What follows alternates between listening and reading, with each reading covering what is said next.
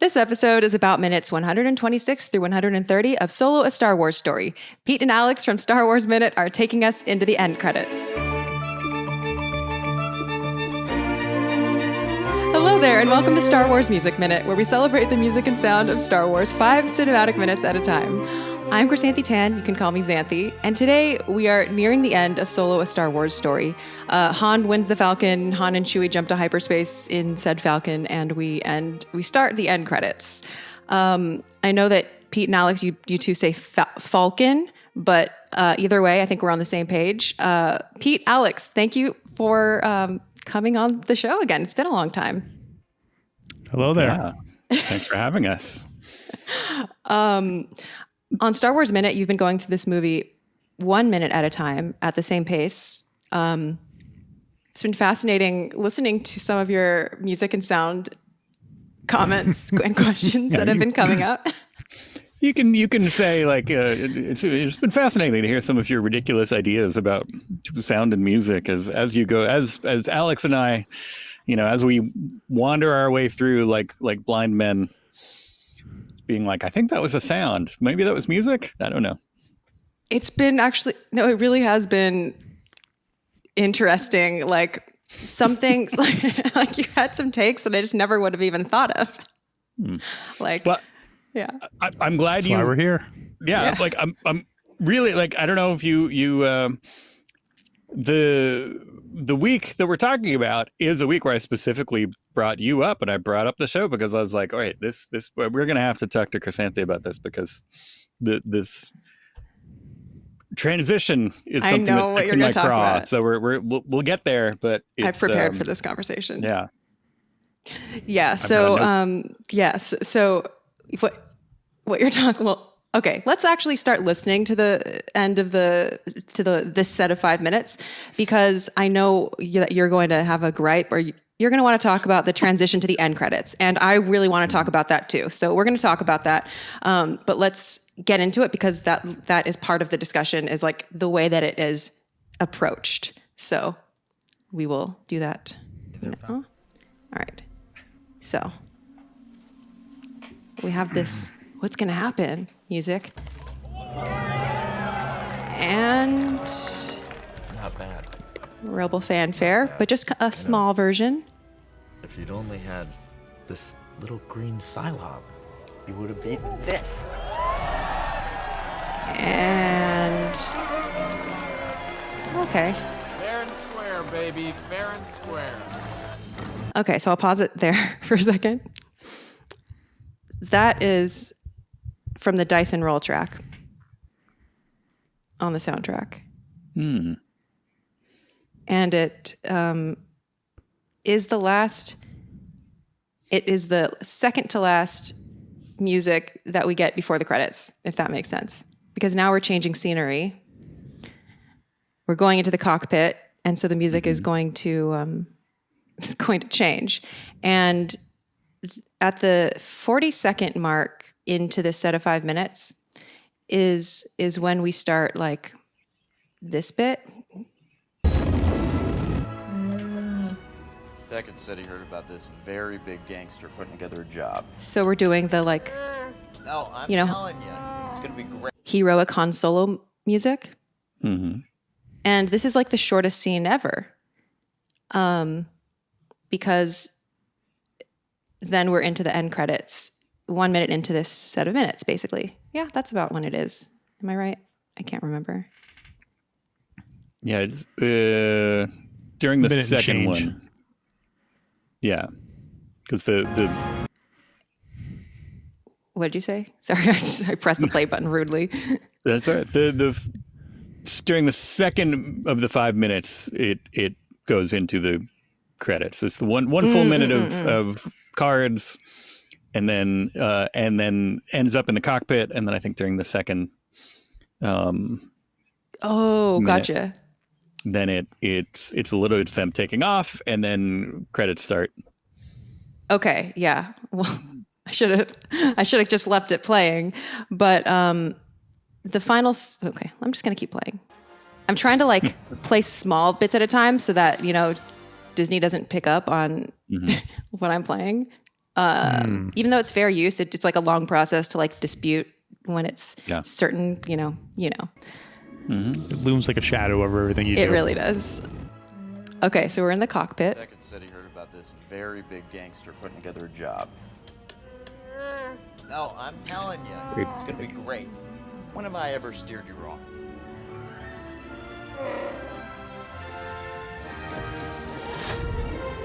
Okay, here we go. This is the 1 minute mark.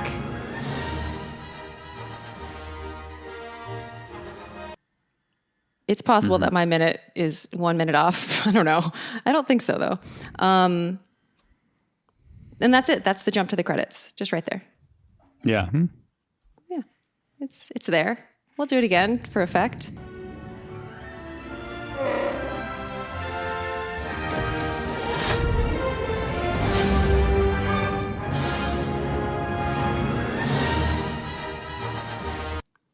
So, give us your thoughts, both of you. For people who haven't listened to Star Wars Minute, you talk about this. I want to hear it from you first. Well, Alex, do you want to do anything to say? Before I go, I have my Post-it with a lot of little words on it, but I'm... Pete brought it up on the show when we discussed it, and I hadn't really noticed it. I'm, of course, usually pretty oblivious to the musical stuff unless it's really over the top. So this is the first time I've listened to it since Pete brought it up on our show. And it does feel almost like they had the music written out and they didn't time it out properly. It didn't segue right into the ending. They kind of like built up and then they realized they still had like another 4 seconds to go. So they just kind of like vamped a little bit there in the middle and then segued into the ending. But exactly. Pete, what do you have written there on your Post-it note?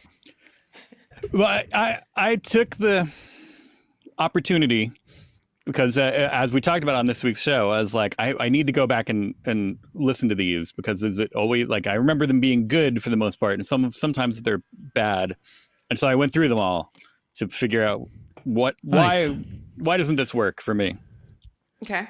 And this one is Solo is tied with the special edition of Return of the Jedi for my least favorite transition. Wait, stop. Okay. I already knew from listening to your episode yesterday or the day before that you were talking about potentially ranking them one day, the transition, the leap to the transition to the credits. And the way that a Star Wars movie transitions to the credits is like one of my favorite moments ever. And it's a very important part for me. And so today I also went back and listened to all the transitions to the credits. And I thought Return of the Jedi was one of the best. I didn't listen to the Yub Nub version, but I did listen to the one that I think that you're saying you don't like, which is the Victory Celebration version. It is, because I feel like that one and this one are just a mess because there's two, like Alex said, this one it seems like it's like like they like realized they weren't quite there, so they just threw in another little sting of you know, like okay. I feel like the good one, and granted this is my bias of the original Star Wars is the gold standard for most of the things, whether or not it's good, it's what I hold everything up to. So makes sense. And that the way it builds, it now I can't get it in my head because I got the solo music in my head, but the medal ceremony. Yeah. Oh, the medal ceremony. The medal ceremony from Star Wars, where it builds up to the end and then it's like hits that, it builds up, and that last note is the first note of the end credits music. So you're going like like you're which is really satisfying to hear because it's like build, hey. I agree. A New Hope is the best one. And Empire is similar, but you're coming from the kind of I don't know if it's a minor key, but it's the more sad kind of mopey, like everybody's like injured and we're going to go find Han Solo, and but same thing where it coming from that, and then it builds up, and then and then like the last note is still the beginning of that, and then the Return of the Jedi. So in the Ewok celebration, is okay because it's almost not as egregious as this, but it's almost like they at least worked out a better transition, I think, because it's like celebrate the love, dun, dun, dun, dun. Like they add a little go up one at the end to bridge the gap into it, and so it works out. It's okay. It doesn't hurt me, but oh wait, so you're just going through them now in release order? This is not top to bottom. This is, you said Jedi was at the very rank bottom. them wholly. I just kind of put them into categories of like, is this one okay? Is this one? But the two that got a stamp of disapproval from me were Return of the Jedi Special Edition and Solo here. Okay. Because the Special Edition version, I feel like it's extra because they're going back to redo it, so now you can make it perfect. It's not like you're working with materials that you had or anything. Like you're always making something for it, but sometimes if it's like, well, you had the music and then you're putting it together, and then there could be an excuse there. I would buy an excuse if it was like Solo. I'll buy the excuse. There's a lot going on behind the scenes. They were strapped for things were going wrong. They're strapped for time, etc. Whatever. Okay. But Return of the Jedi was like, they chose to do this. They went back in here to do it, and they made this new song, and it just kind of mixes with some other stuff, and it's like a mess. There's like the rhythm isn't the same, and there's no transition from one to another. It's almost like a crossfade between I do know what you mean about the crossfade. And it doesn't feel like it goes from one to the other. It's just like, oh, I was playing this, and then it's like they put the soundtrack on shuffle with like a little bit of overlap. What was your other? But you said obviously Star Wars: A New Hope was one of the gold standard. What was your? Did you have any other positive ones? I think Empire he liked. Empire is almost as good. It's pretty good. Phantom Menace is okay, but it's a good. First of all, the sound of the like kind of fake trumpets. I don't know, maybe they're real trumpets, and I'm wrong. But at the end, it's like and it's doesn't quite have the same build because you already built up to it, and then it's almost like a step down to get into it kind of falls into the credits music. That one's an interesting case. Attack of the Clones is good. Somebody soundbite that. Put that on a make someone that a drop. Someone clip that. You can do clips on YouTube now. On the Blu-ray, because it goes, it builds up, and then the final note is the thing. It does what it's supposed to. So it's a good. I forgot what we're seeing at the end of Attack of the Clones. Is that the wedding? Yeah. Yeah, the wedding. Yeah, and so it's a little kind of might be a little bit muted, but it works for what it is. It's fine. Revenge of the Sith is pretty good. But I feel like it builds a little bit and then stumbles into it, kind of, because it's it's supposed to be more. It's the what's the, I'm sorry, I'm forgetting the actual names of things, but it's called A New Hope in end credit, or the staring at the French horn music. Yeah. Right. So at the end of it, Revenge of the Sith, when they hand off the baby and they're staring off into the sunset, and it's doing that, and it does that, but it does it feels like two different moods there without a bridge again. So it's doing musically it works, but it's just kind of like more calm and mopey-ish, but then goes just right into it. So it sounds like you value like more smoothness in it. Like you don't like it when it's abrupt. Yeah, I feel like it we want to get there. You know what I mean? Don't just do it, but get there. You know what I mean? You have to get me there musically. Like from where we are, I'm feeling where we are, and I'm totally going to be feeling the credits music when it happens because it's a big part of the experience. It's right up there with the like bam, the Star Wars coming at you. These awesome bookends of just this, the movie's starting and then the movie's over. They both have this kind of good emotional kind of impact, but I want to get there. I don't want it to hit me I don't want it to clash with whatever we were listening to. Okay. So one or two,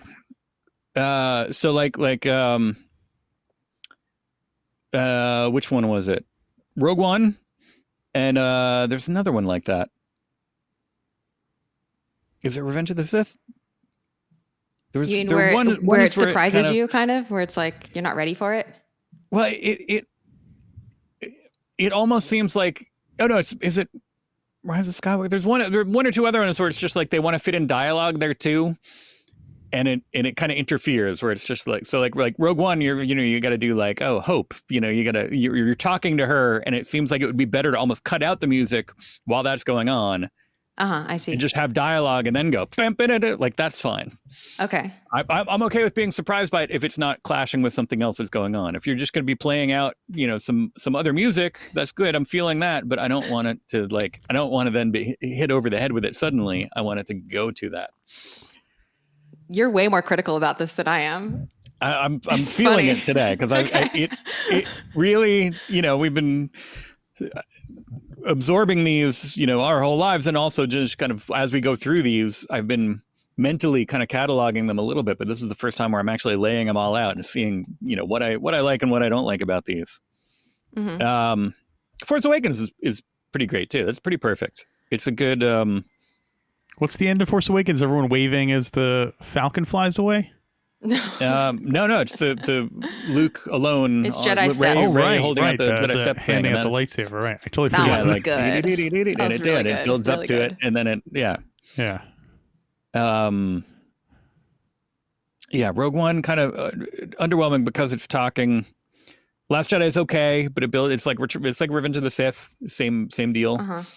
Where they're doing the kind of the same music, and then suddenly it just kind of stumbles into the credits music. Okay, I'm noticing a trend with you. Okay, because the way that those bother you don't bother me. I it's a taste understand thing. that. Yeah. That's welcome to my opinions. That feels. I feel like that happens a lot. And I even went forward. Sorry, Alex. I went forward to look at Rise of Skywalker, and you don't have to apologize to me for that. pretty good. Feels kind of similar to like Revenge of the Sith. Same thing. Right. Because those are all binary sunset. So yeah. But yeah, overall, Star Wars, Empire, Attack of the Clones. So my thoughts are Force Awakens. Those are all good. I like all of them. Except for Solo and Rogue One. The Star Wars stories. So I like all the ones that John Williams did. And I feel kind of bad saying that, but it's just true. Like, nope. I might be able to say that I might be able to rank John Williams's end credit transitions. I might be able to do that. I probably could, but it just depend on my mood, really. But the ones that are not by John Williams are just the ones that, and I should say also that are the Star Wars stories, which I feel as stories don't have the same type of glue that the saga films do, including the prequels. I just feel like they don't have the same kind of, I want to say pathos, although people will disagree with me about Rogue One, and that's fine. But I stand by that opinion. I just think, because I think of what could John Powell, because John Powell is like a very skilled composer. I don't think this is John Powell's just a bad composer. I don't think, I also think the reason I was pointing out how short that scene was that's kind of a throwaway ending scene, It's like all these other movies, whether we're talking about the prequels, the original trilogy, or the sequels, the ends of those are some existential threat or some really big emotional thing, or it's really, really big deal stuff happens at the end of all of those movies, even the ones that some of us don't like as much.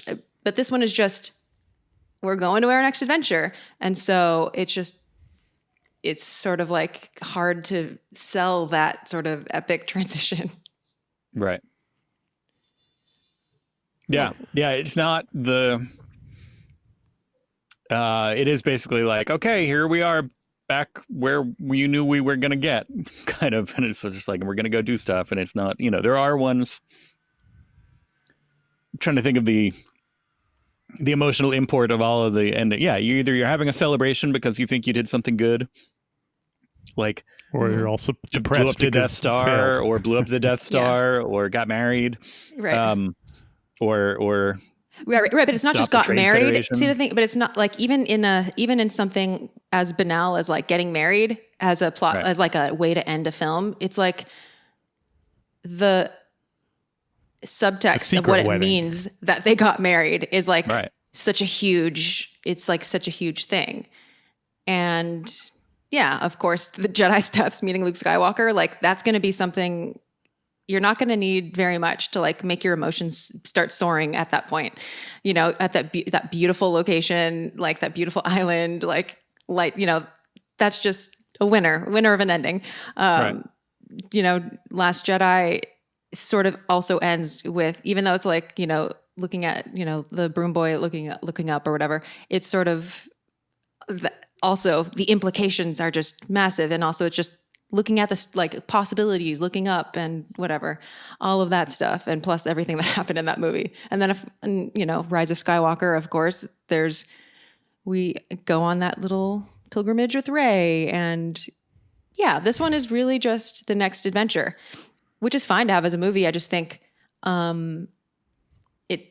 if they were kind of trying to lock themselves in by keeping the original ending, you know, like maybe this kind of movie didn't need to have that kind of ending, but I get it. They wanted to, it's a Star Wars movie. I'm glad they did it rather than just have a completely different start to the end credits at all.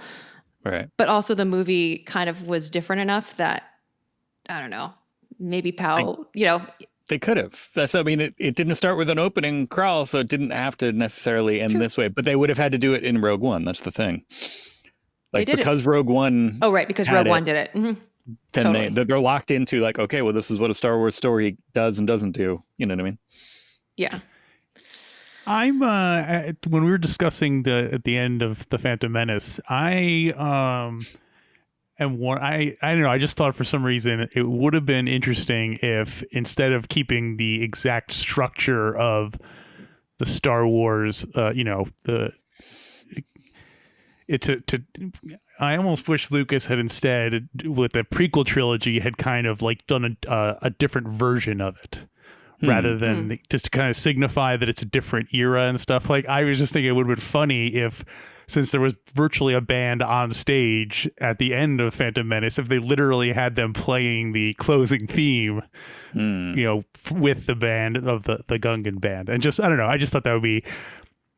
I wish he had kind of tinkered with it. You know, like it would have been goofy. We know he loves the musical number, though. Leave them on screen and then have the credits just start rolling over them while they're playing. So like, yeah, exactly. You're not going to black. Yeah, you're just. And then maybe do like Animal House style. You know, you just go to like Jar Jar Binks became a parlayed his You're breaking my heart. Yeah, have a little update on what each one of them did. Like Rick Ollier was in this movie. No. You know. Oh, like is that how like you say his name? Oh, That's how we do. I don't know if. Oh, okay. I don't know. Yeah, they never say it on screen, right? Yeah, no. So it's however anyone wants to pronounce it, it's up to them. Right. Oh, okay. That's the protocol. How do you pronounce it? Rick Ollie? I don't know. Rick Ollie? Yeah, Ollie. I don't know. Rick Ollie. But I only pronounce it to myself. I've never had an opportunity to say that name to another human being out loud. So just in my mind, when I see it, I say to myself, Rick Ollie. You know, sometimes you have words that you don't even realize that you have internalized with the wrong pronunciation. Yeah, totally. Yeah, totally. Yeah. So the end credits. So I understand what you're saying about the emotion, and I can see how that would be a trip up, but I feel like it's not. I feel like if they had just like mechanically just taken out made it more of a bridge, just mechanically, like not you know. You want a mechanical bridge? I want a mechanical bridge. Okay. But if they had just you know had the last note of the previous song be the first note of the credits and closing credits music. Oh, they did. We're talking about Solo, right? Yeah, but no, because there's another like there's the solo theme is going, and then there's just this other like there's a little like this other weird little bridge between them. Like Alex was saying, it seems like they were a couple of seconds short, and they were just like, just paper over it. Yeah. Okay, here Here is. Are you gonna play us music? I'm gonna play you music, and Okay. I want to talk about now the perhaps clues or just interesting things that we can gain from considering the soundtrack releases of Solo. Okay. So when the movie came out, Releases. there was a soundtrack release, of course. And what is the last track on every Star Wars soundtrack, basically? It's like a finale, right? Yeah. Yeah. Yeah. I mean, it's this, what we've been talking about for the most part. It's the, Right. whatever closes into the. Yeah. So this is the last track on Solo: A Star Wars Story. It's Dice and Roll. Mm-hmm. And it ends like, come on, mouse, do your thing. Who was Dyson Roll? Roll. Dice and roll. Like, Right, so it's this. Okay, skip forward. I'm skipping forward. Okay, skipping. It's just a minute 55 track. mm-hmm. Okay. It's pretty much exactly how it is in the movie.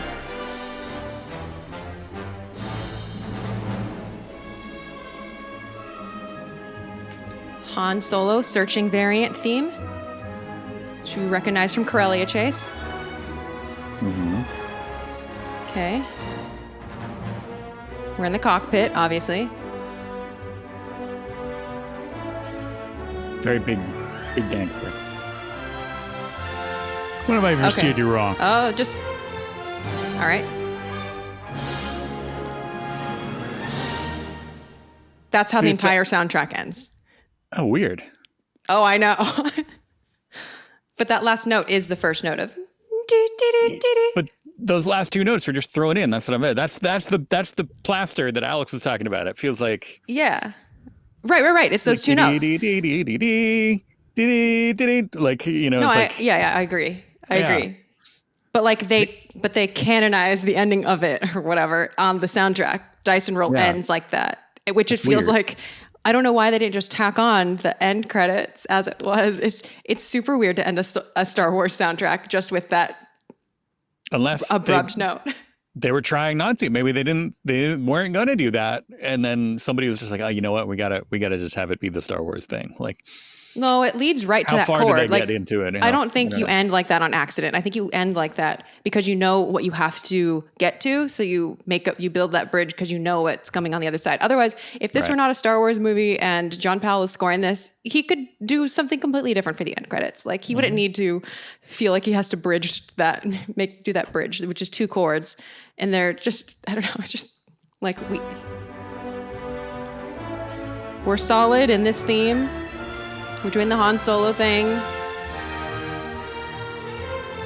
We're ending on, G, and then we go up a half step. It's like God. preparing the cadence, just like. And, Did it need it? no, that's it. Like Well, it did. If you want moments it. ago, it's like like you were there a second ago. Like it has a good build up, and then I see what you're saying. and then Okay. it goes like it goes, plays more notes because it seems like Okay. Let's talk about keys in a second. But I'll play it again, and then I'll stop it where we would fill in the other part. okay.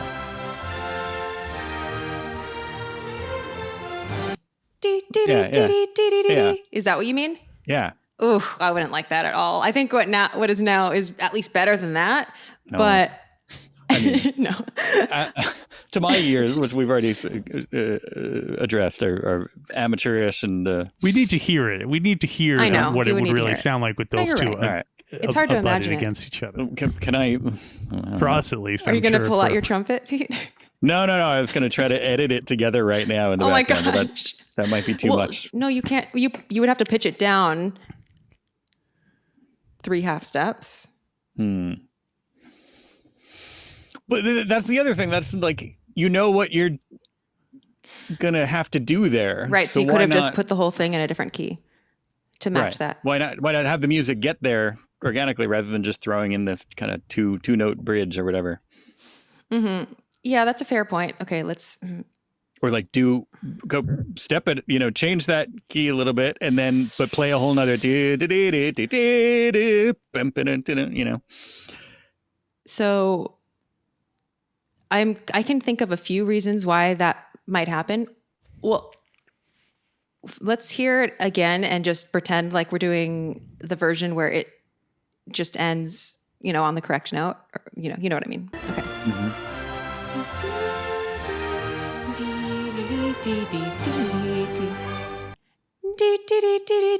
Mm-hmm. Yeah.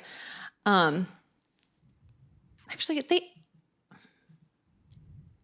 I feel like, okay. So I think one of the, at least for me, important parts about the transition to the end credits, and this is completely subjective, it's just something that I like in the transitions to the end credits, is I do like when it feels like it makes sense, so it is cohesive in a way, but I also like when the end credits are a little bit of a different mood. Like I like the slight disjointedness, and I actually think like in the examples that you gave, Pete, I think a lot of those have that. And so I think we just have a different like threshold for what we consider disjointed. Like when I think of Empire Strikes Back, which I'll play it right now. I think, okay, let's see. Let's Rescue from Clouds, Rebel Fleet end title. That's what it is. I think it actually is a pretty big transition because it gets so slow at the end and so like a la Gondo, like slow and big. Like this is a completely different tempo than what's coming, right? Okay, so I'm gonna skip forward a little bit, and you'll see that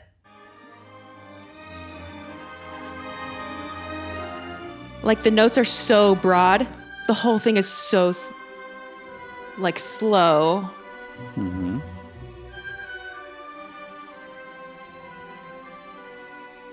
Is this while they're looking at the galaxy and everything?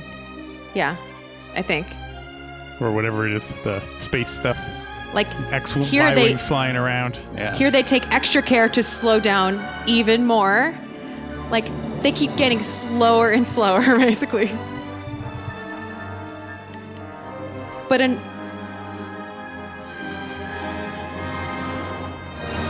see what I mean? See? That's so satisfying. Right, but like also, but like the slow down makes the like when it's go time more satisfying. But it slows, but it also builds at the same time. It's just right. It gets bigger but slower. It's right, and there's also a little bit of a pause where it goes da-da-da, da-da-da, like it builds that little bit of suspense before the main theme kicks in. I feel like the solo one doesn't have that. It just kind of segues into it. So it's very just on the meter, like on the metronome. Yeah. Like I agree that this one is super satisfying. Like because it slows, because of the pause, because it's so like you're right. The building is really important. Like it gets.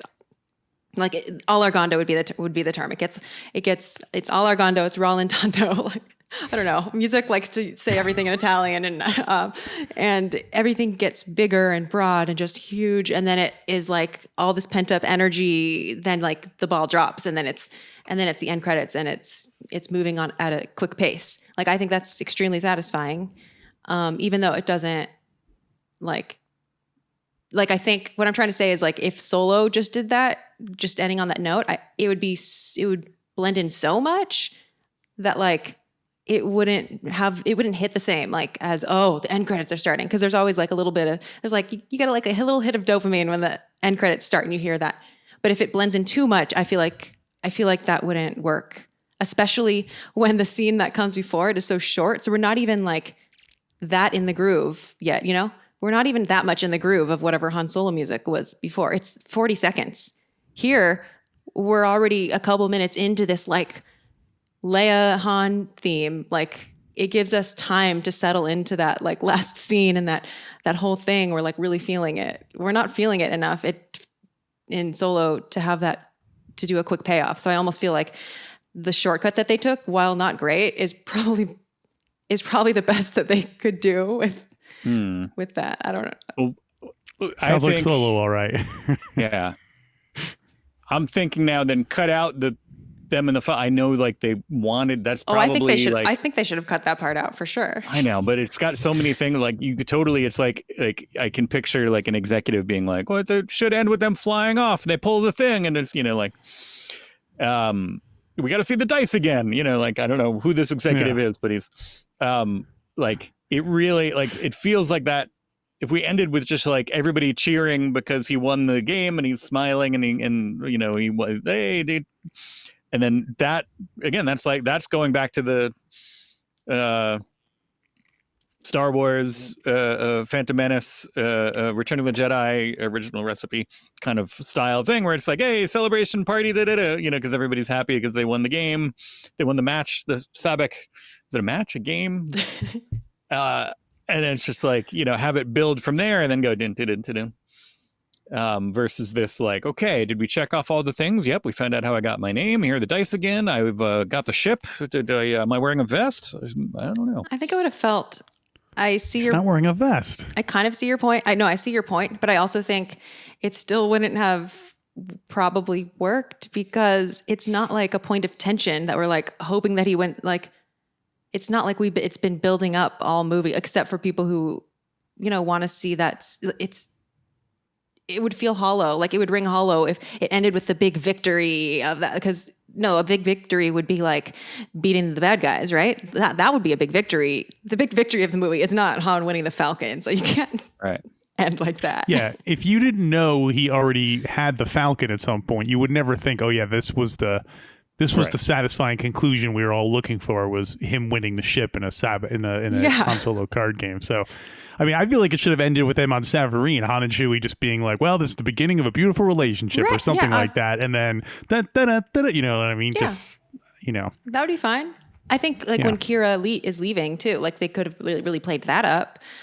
Have that, her flying off with the ship into like, like the way that instead of them flying off with it, but then I mean you run into again it's the course of the film is dictated by what they felt like they had to cover, even though they didn't really have to, right? Mm-hmm. That it's really the most like prequel-ly of the I guess even more so than Rogue One, because at least I don't know, Rogue One, I guess I don't know how to categorize Rogue One.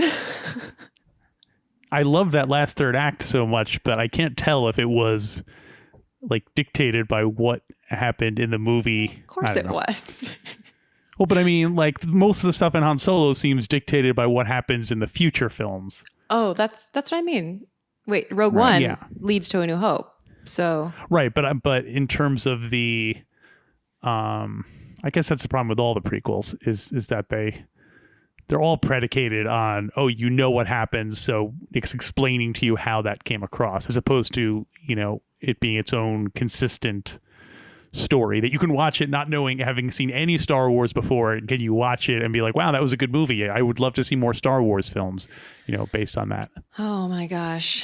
I don't feel like any of the prequels or Solo or Rogue One, which are both prequels. The fact that I can't relate to what you're saying tells me that there's like a perceptual gap where like I think I'm being very clear-headed when I'm talking about like why Solo isn't satisfying in its certain plot points because of the inevitability, and the fact that I can't connect that to anything, and I can't connect how that relates to the prequels because I don't notice that in the prequels. And so I feel like it might be makes me wonder if I'm being hard, or it makes me wonder, like I bet there's people who are not bothered by that at all in Solo and Rogue One. Basically, I'm just having this moment where I'm like, oh my gosh, I don't know. I guess I'm just talking out of my ass because here's my theory. Okay. My theory is that I grew up watching the original Star Wars movies in the theater, so the prequels to me seem very much like why are these here? And you grew up watching the prequels in the theater, so to you, those are like the real Star Wars. And then when you see these new prequels, you're like, they just don't feel, you know what I mean? Like, but I didn't feel that way with 7, 8, and 9. Those aren't prequels. Well, prequels are sequels. Oh, I see what you're saying. Okay. So it's the newness and the prequelness. They don't suffer from the same. They don't suffer from that inevitability problem of like, well, what's going to happen, and we're just all like checking boxes until until we get to that point. So, okay. But I had the prequels weren't my first Star Wars that I had ever seen. Like I had seen, like I went into the prequels already knowing the original trilogy.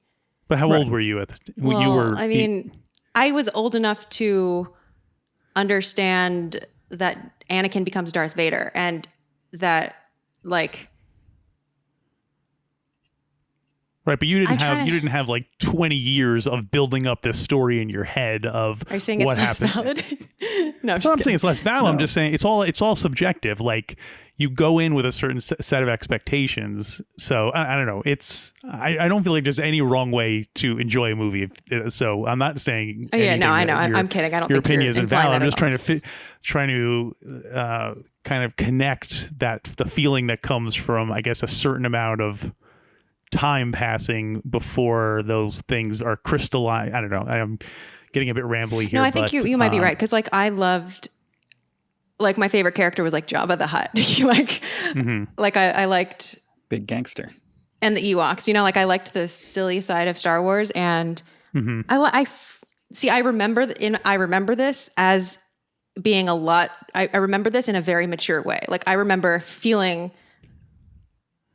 it in a very mature way, but like also I remember it from the lens of being a kid. So looking back, I can see how, okay, maybe it wasn't super serious that like I loved Jabba and the Ewoks so much and Jar Jar so much. Not that it was a bad, but it does show like what I really cared about. And there's nothing wrong with that. You were Right. a kid going to the movies. Of course, kids loved Ewoks and Jabba the Hutt and, monsters and stuff like that. That's perfectly valid. Yeah. Yeah. Well, anyway, so I don't know how Solo could have ended differently musically. I mean, John Powell's kind of in a corner here, so Yeah. he did a great job otherwise.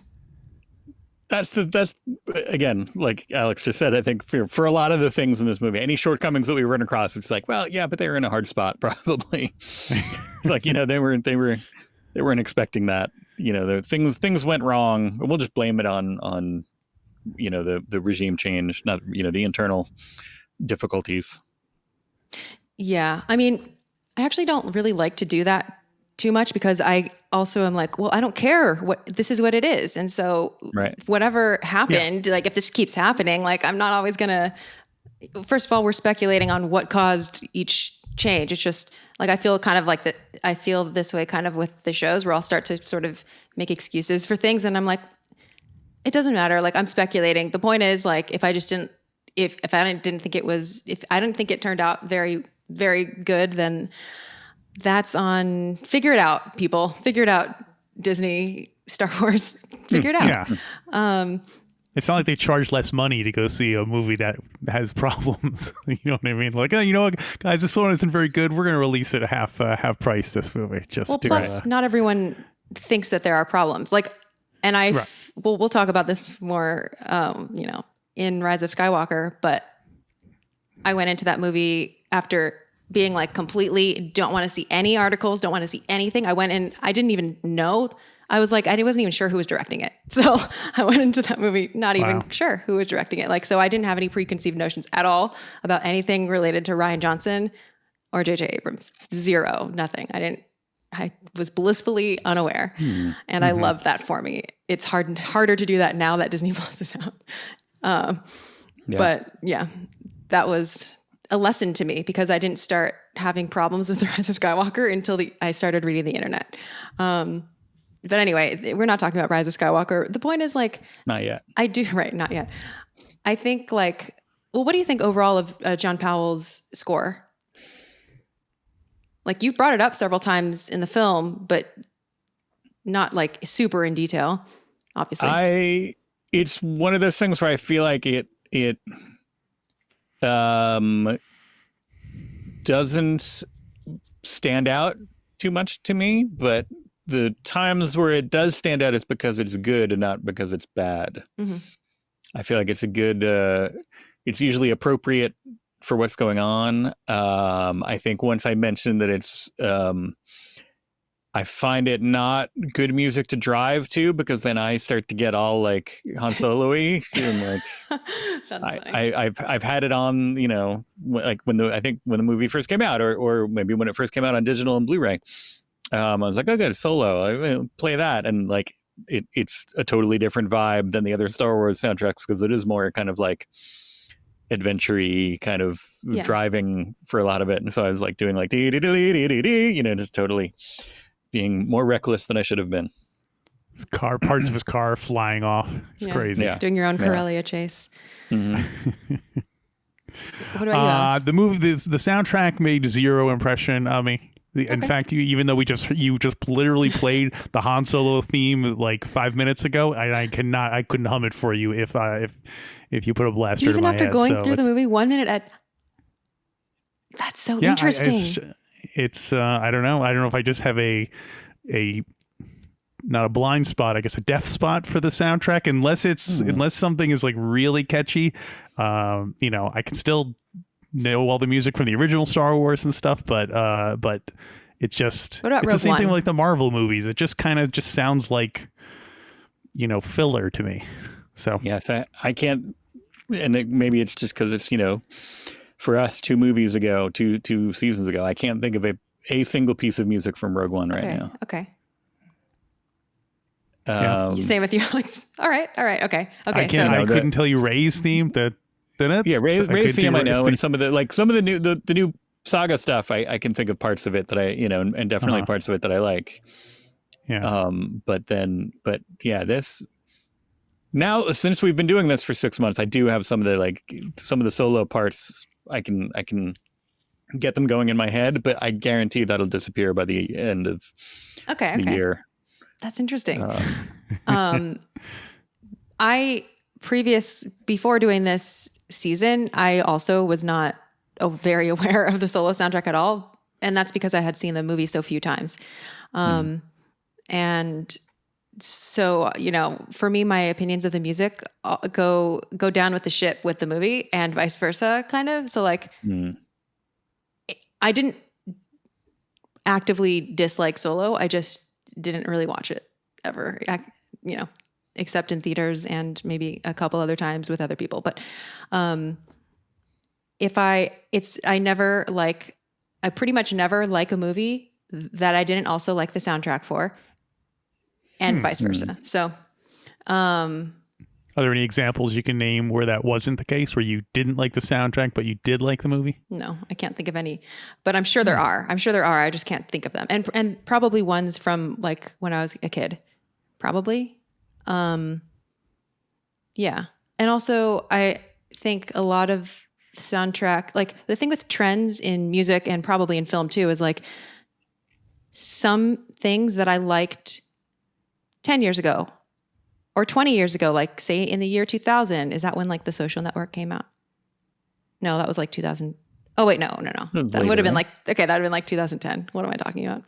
I don't know. Okay. So like when The Social Network came out, that's when I was getting really into sort of minimalist sound designy sound type of scores.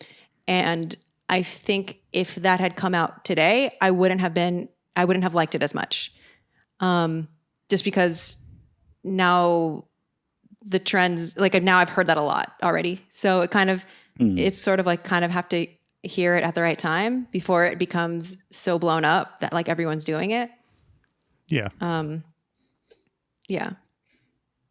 How do you feel? Does your, do you feel the same way about soundtracks that are not like, you know, like a movie that uses pop songs or whatever instead of like music composed specifically for the film? Do you feel the same way, where it's like a deal breaker for you? Like a deal breaker if I don't like the music that they put in it? Yeah, where you're saying you don't like a film. If you don't like the music of a film, then you generally will not like the film.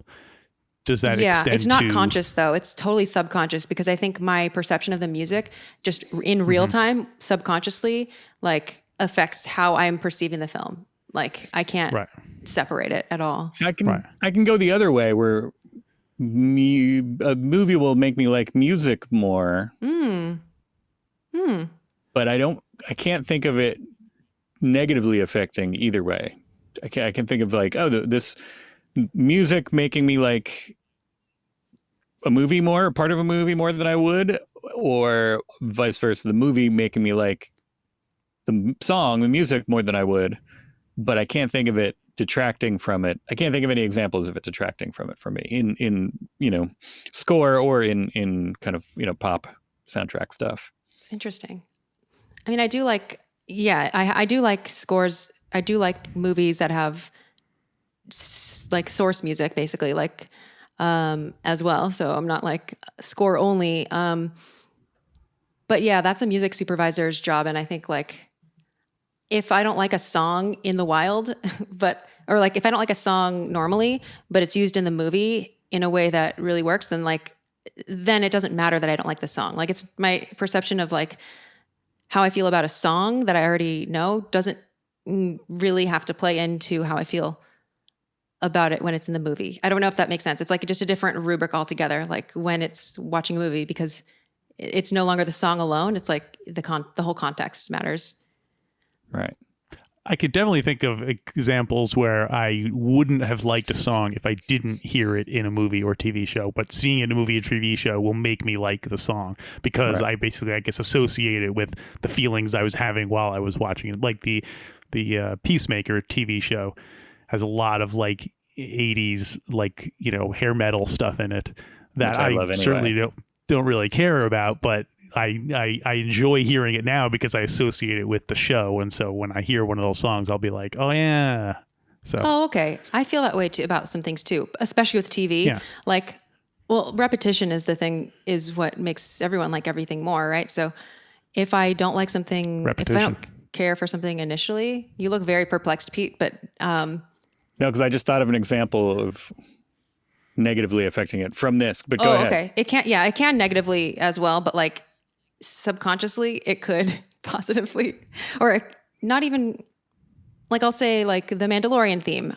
I didn't feel that I didn't really feel that positively about it at first, but after watching so many episodes of the Mandalorian, I don't know. I like it now. Like I like it.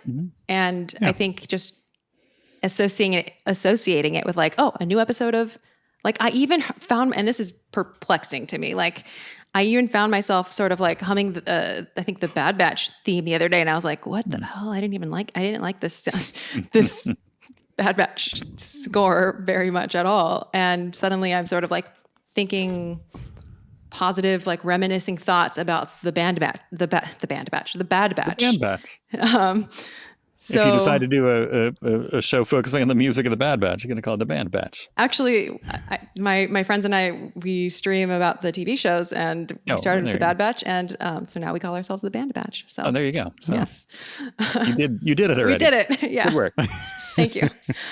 But yeah, Solo is, I think, one of those soundtracks that I would have liked better if I found more reasons to watch the film. And it could have just come out at the wrong time as well. Now it's just hard for me to watch any movie, really. Pete, I have to ask, what was the song that had a negative effect? Not a specific song, but the idea, like we were talking about repetition, and that can push it over the edge. And if I hear something too many times because of it, then I'm like, all right, I don't need to,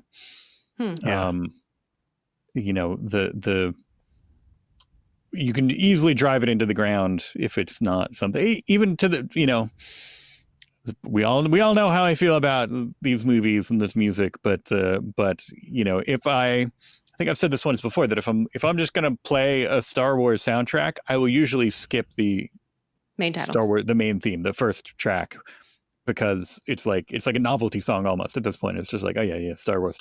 And then all right, let's just jump right into the other stuff.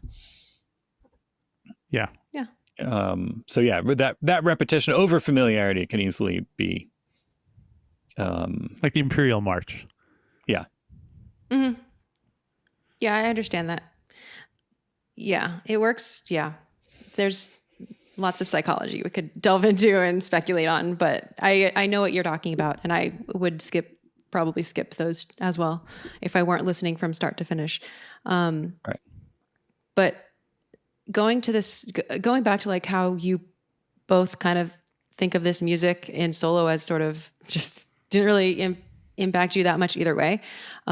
Maybe more good than bad, but I think one of the things that I've realized over the course of this season and just actually spending time with this movie is I think it's a really good score. Like I think it's really a really good score in ways that are not always super flashy. Like I think, for example, like the Mandalorian theme or something is probably more catchy, and probably if you asked 10 Star Wars fans randomly what they prefer, something from Solo or Mandalorian, I think 9 or 10 out of 10 will say like Mandalorian. I mean, not just the music. Just in general, if you ask them what do you prefer, yeah. something from Mandalorian or Maybe, something but if you from Solo? They'd be but like, if you just had them like, but if you were just talking about the music, I think people would be like, oh, Mandalorian theme, like yeah, that really ranks at the top for me. Because I think what John Powell does that is kind of like an unsung hero in an unsung hero kind of way is that he writes very effective underscore, and that's something I hadn't noticed very much because I don't know, it's just not something one notices very much if they're not watching the film, because that stuff happens in moments where there's other stuff happening on top often, or in transitional moments or whatever. Like he handles those all in all like so gracefully and in a more detailed way than say like Giacchino, who had less time. Yes. But like I kind of was putting Giacchino and Powell sort of in the same camp before as just people who are not John Williams who did Star Wars. But I see John Powell in a separate camp from Giacchino now. In a good way. Yeah. I think in a different, like they both have different, I think they both have different strengths, but Powell's, I think Powell has a strength. Like I don't know, I can sense the like effort that he put into this soundtrack. And so it is kind of a shame that the movie it was attached to wasn't the best vehicle for those skills and that soundtrack. The second part of my soundtrack sort of mention is that 2 years after Solo came out, John Powell led the way in releasing a deluxe edition of the soundtrack, which is over 2 hours long. I was going to ask because I saw that when I was just now. I was trying to figure out like, wait, I own Solo somewhere, and I went looking for it, and the deluxe one popped up on Amazon. I'm like, no, that's not what I have. Right, and the deluxe edition is hilariously different. Not only are a lot of the names different, which is fine. Like I think it's been remastered by John Powell's studio. Maybe the original was also mastered by a studio. I'm not exactly sure. I need to look that up for my next episode. But the deluxe edition has basically like all the music that didn't make it in the film. Like it has music that didn't make it in the film. And John Powell himself. Eel music? Did you say eel music? Eel music? All right. It's a scene with the barrel of eels. Oh, probably. Yeah. And John Powell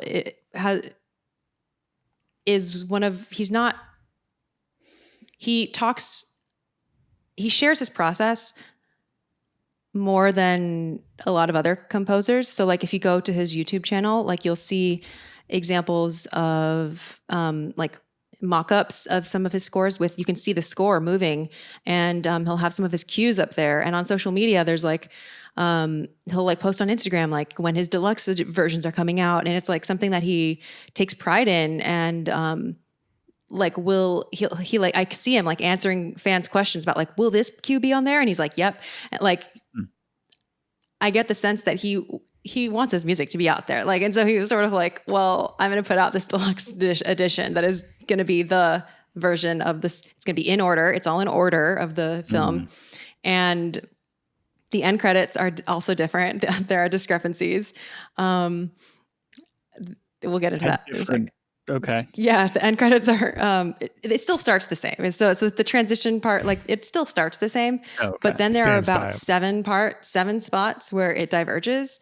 Some of them are small divergences, like just the film version cut off a few bars here and there. But one of the biggest ones that I think is like an egregious one is in these minutes. And I don't know if you've talked about it's when Han and Qi'ra's love theme comes in. Okay. No. Okay. Because again, I can't think of what Han and Qi'ra's love theme sounds like. So I can. Fair enough. Well, let's continue listening to the minutes, and then we'll talk more about the deluxe, the super extra deluxe end credits suite, which is what it's called on the deluxe edition of the soundtrack. Nice. All right. So this is one part this part is also lengthened on the deluxe version. To be clear, we're listening to the normal version, the film version.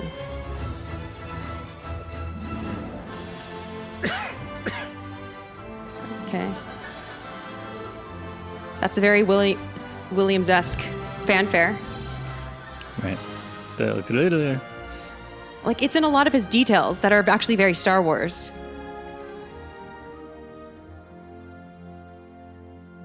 Okay. We're slowing down to a new part.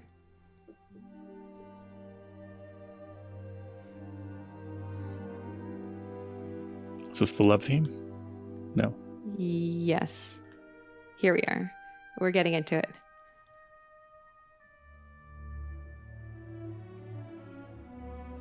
So we hear this in the film in Lando's cape closet. Okay. And,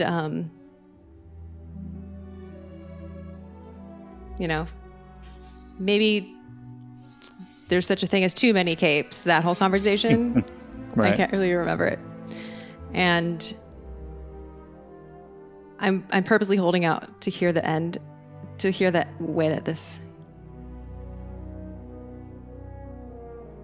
Okay, I'll pause it for now, but do you not recognize that as their love theme? Or at least a love theme? Well, okay. To me, it sounds like Broadway. It sounds like Sondheim or on the other hand, on the other end of the spectrum, Andrew Lloyd Webber or something. It's almost like like it's feels stagier than a love theme that I've come to.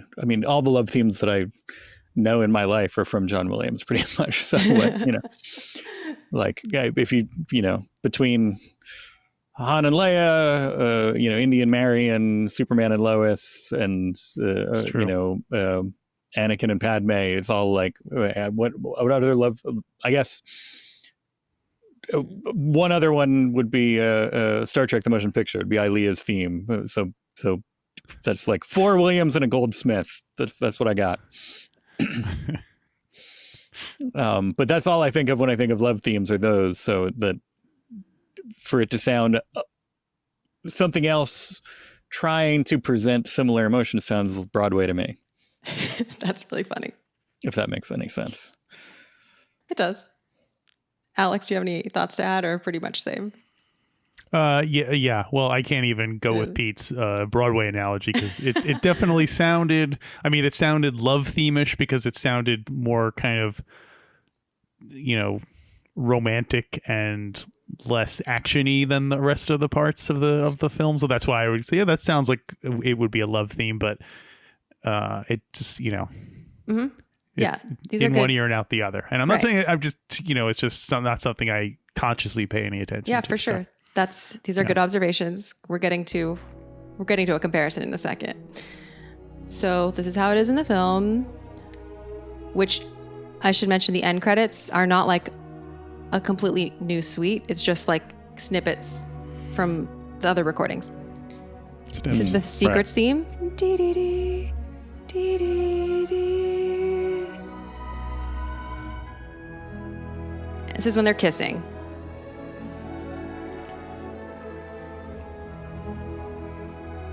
Things are going so well. And then you'll hear it in the music. This is when Beckett walks in. Okay, so that's how it is in the movie, where you have the theme for a bit, is fine. And then Beckett walks in and it's just sort of like that flat line. Like, did you hear how it sort of just kind of awkwardly screeched to a halt there? Wow. Should have been a record scratch. Bad to the bone plays. There almost could have been. There almost could have been. So in the... Oops, didn't mean to do that. In the full version... That's a transition. Right, that's a transition, yeah. The original cue, the full version of that cue actually goes different.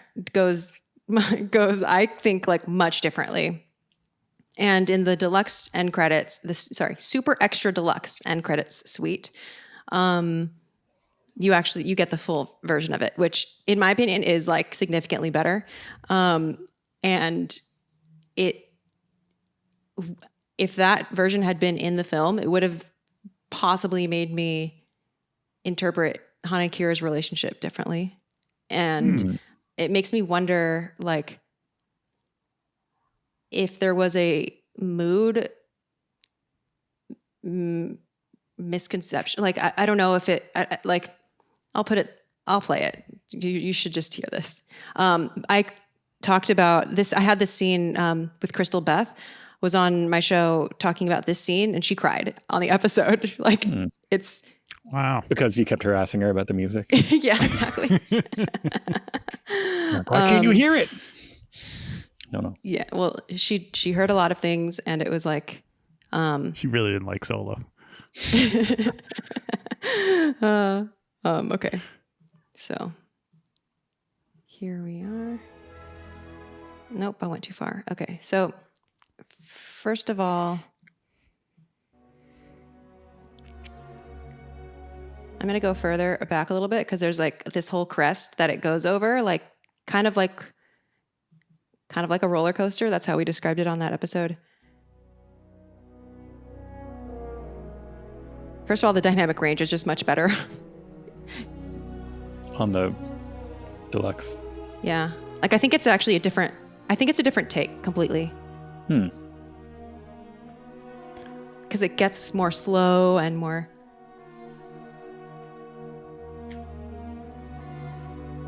And this part is given more weight. After this is when you'll really hear a difference.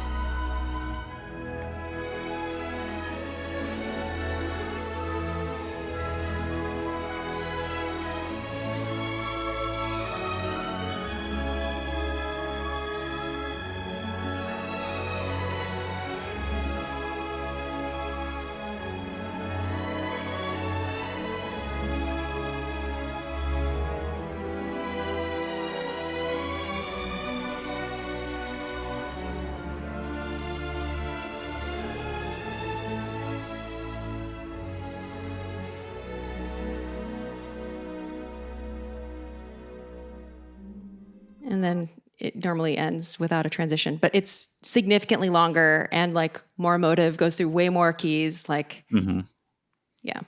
Yeah. That could have been why that. movie. So when you talk about this super extra deluxe edition and you say it's like 2 hours long or something, obviously the movie itself is 136 minutes long. So it's just a shade over 2 hours. Does that? It's a little bit longer than the movie. Does that mean that that he basically did music for the entire thing, or is this sort of multiple versions of the same, like was it just basically 45 minutes of music but just different alternative versions and so on? You know what I mean? Does the question make sense? The deluxe edition of the soundtrack is 2 hours and 3 minutes. So it is not quite the length of the movie, but there are parts of the deluxe edition that are like bits of music that didn't make it into the film. So right. It doesn't. I'm assuming there would be some silent. Right. And then there are also, and then there are also parts of the film that didn't make it onto the first soundtrack. So there's like a little bit of both, going both ways. So the soundtrack was done and then they cut scenes out? That often happens, yeah.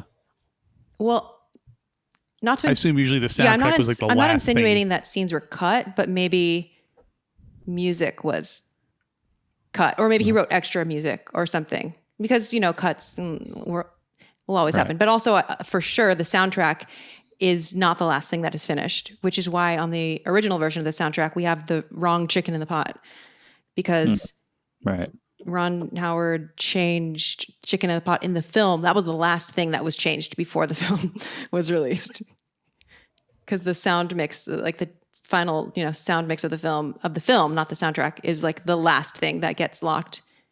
Like John Powell describes it as like the album, whatever the tracks for the album had already gone out like a while ago, and then then they were like, we need a version of Chicken in the Pot with a low voice. I think that will work better, because we're on the dubbing stage right now, and we think that would make more sense with the chicken with Lulio Primoc.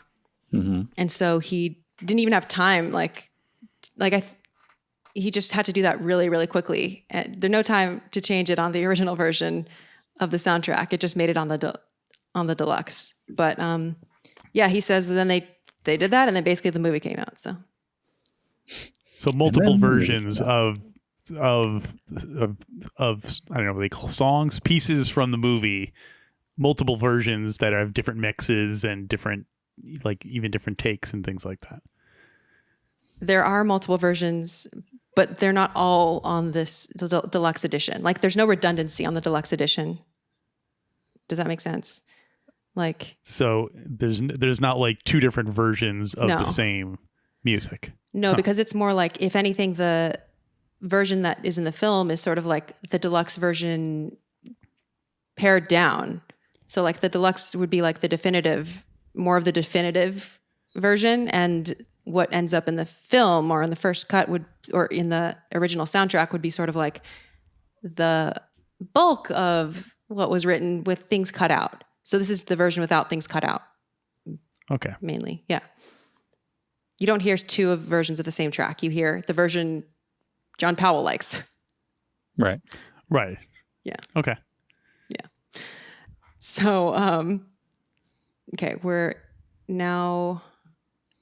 so we passed the Han and Qi'ra theme, and then I guess I'll just ask you at this point if you know whose theme is coming up next. I'll play it first, don't worry. Do you know Rio's theme. Who? No, I'll go further. Do you know who? Not this, but we can hear it again. Hear how it just cuts out at the end in a second. Parts of that really remind me of the Han Solo and the Princess theme. Yes, it does. It does. There's that one part where it goes, dun-dun, it starts to swell like it's going to go into that, dun-dun-dun-dun-dun-dun-dun, but it goes like, dun-dun-dun, and it does something totally different. And it made me wonder if that was a conscious choice, because they were trying to evoke the Han Leia theme, but then kind of like fake you out. That part. Okay, raise your hand when it's happening, or like just call it out. Okay.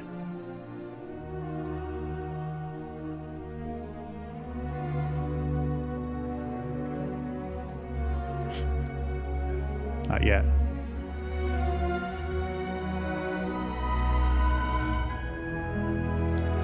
We just passed it, right? That was it right there, where it goes, da-na, da-na, da-na, and then it transitions into something else. That, to me, that sounds almost more like Tchaikovsky, like Romeo and Juliet or something. Like it's a little, or what's the other one that's not? Like Swan Lake? Or like there's another one where like that, where it's like, what is that from? Yeah, I know what you're talking about. Or is it from the end of from Gone with the Wind? What is it? Where it's just like, like it's this swell. I feel like we should be like, pulling back as they embrace, and it's just like, and we'll go. That's really what it sounds like. Yeah. We'll go face this gangster together. Like, oh, Han, I love you. And like, the end in script. Well, I agree with you both. You're talking about where it goes, that part? Me? Yeah. Kind of that whole area is Han and Leia-y to you, Alex?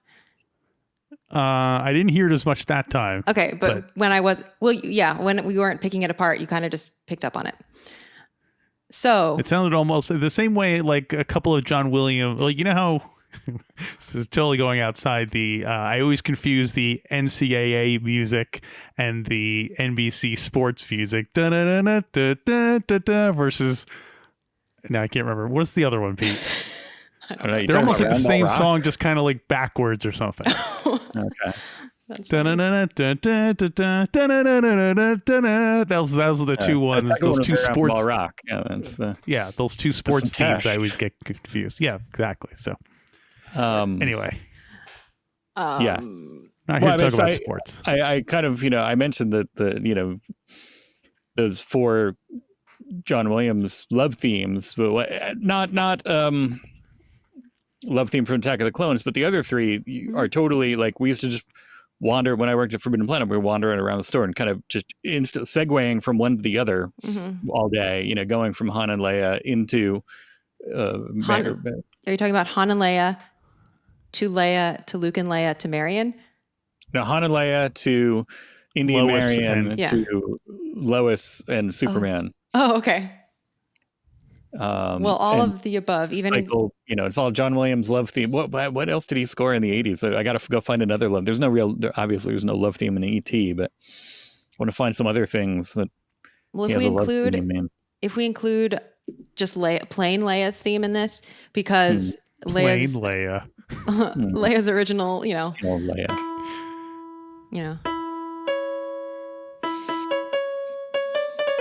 Was written in a love theme style. Right. So one could just wrap that all up into the love theme category. They all of those love themes share a major 6th leap. So like so and and what even are the other people? Marion's theme does that something like that, but it definitely starts the same way. Yep. Yeah. And I'm not quite sure about say same thing. It's that same thing. You can easily blend from one to the other. Yes. And so also chord wise, like chord progression wise, they all share sort of what film musicologist Frank Lehman calls like John Williams's associative progression, like romance version, which they all kind of have this like sort of like and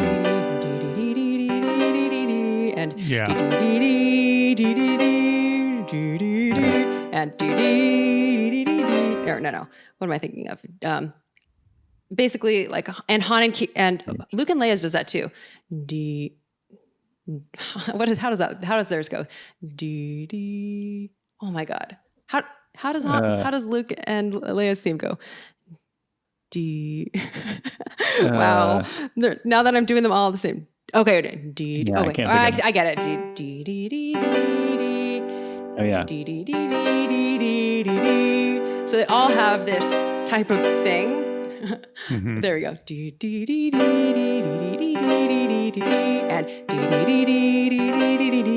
And so anyway, and the point is, coming to Lowe's. That's the same thing there, isn't it? I don't know. I can't confirm or deny. But the point is, Han and Qi'ra's theme does that too. Okay. And so it is definitely following in this long tradition of Star Wars love themes and John Williams love themes. And honestly, like, I'm sure other places in Hollywood have echoed that. I just don't know off the top of my head. And then also to your question, Alex, I purposely didn't mention Han and Leia. I was kind of just, I don't know. I wasn't testing. I just wasn't going to mention it. I thought maybe I'd mention it next week or something, but it is intentional. John Powell intentionally put a Han and Leia sort of tiny little nod in that track, in that cue. And what I find very fascinating is that when Crystal Beth was on the show, who also was I don't know anything about music, literally nothing, she also picked up on it. wait, do I hear a little bit of Han and Leia? It's like, without even thinking about it, she just like instinctively thought that she heard something. And so unprompted, that's how deep, like how ingrained, like the music that we know can just be. Yeah. Pretty after wild. Watching Empire 23,000 times, it's definitely lodged under there. Yeah. Get stuck. Yes, it is stuck. Well, it's kind of what I was saying. Yeah, what I was saying about not being able to be objective because it's so ingrained. So it's just like, oh, okay. Well, it's hard to look at it critically because this is everything I know, and everything I know is based on that. Yeah, yeah, yeah. I feel that a little bit of that too. Okay, so continuing. So.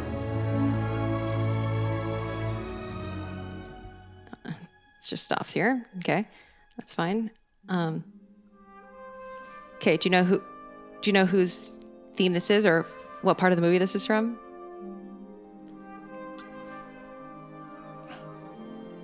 I'm going to guess Emphas Nest. No. Is it Nest or Ness? No. T. Empty neck. There's a T at the end. Lopty neck. Work it out.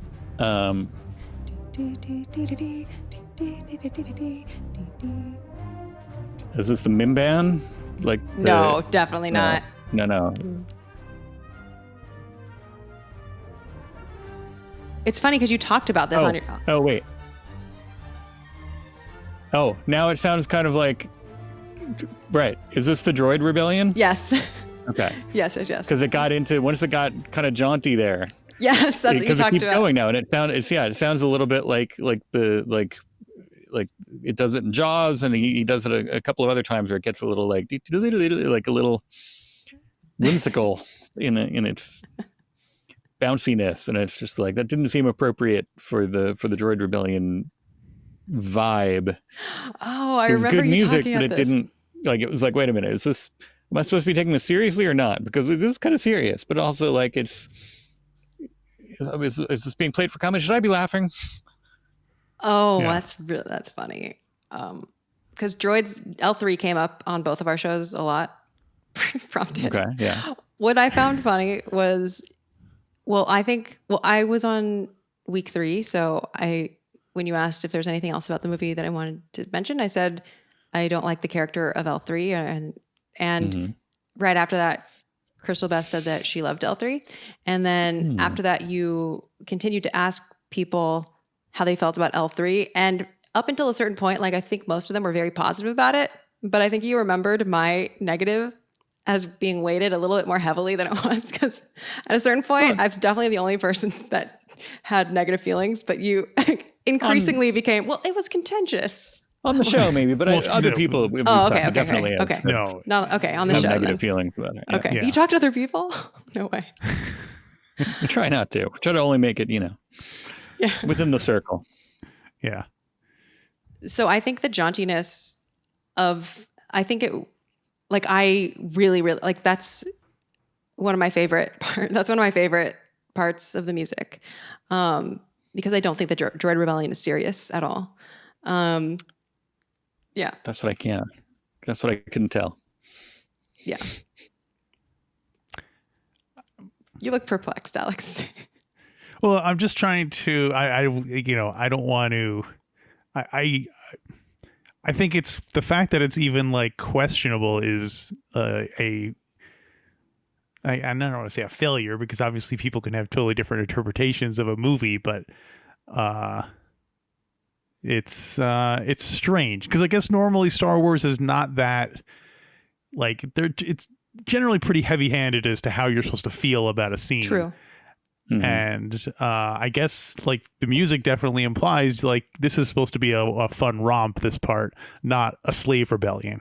You know what I mean? Which like if you normally would not have a scene of jaunty, music during a slave rebellion. And so I guess the soundtrack is weighing in on the side of the slavers who are like, oh no, this is totally not this is, you know what I mean? It's like Hard saying, disagree. oh, this is okay. But you want to elaborate? But I think it's interesting. Okay, because I don't see, because there is like what is happening is this uprising, or I guess you could call it a slave rebellion. But this whole situation on Kessel, that's what's happening. But I think like that doesn't dictate what the emotion is just plainly. Like, are you thinking, oh, the implications of a slave uprising, like I should feel serious about it, or sort of like, because it's not scoring, like in this moment, I don't think the score is trying to score a slave rebellion just flatly. That doesn't tell you very much about the tone of like, it can still be a funny droid uprising. You know what I mean? Like, and here it's like, there are like, this is not coming out how I want it to sound.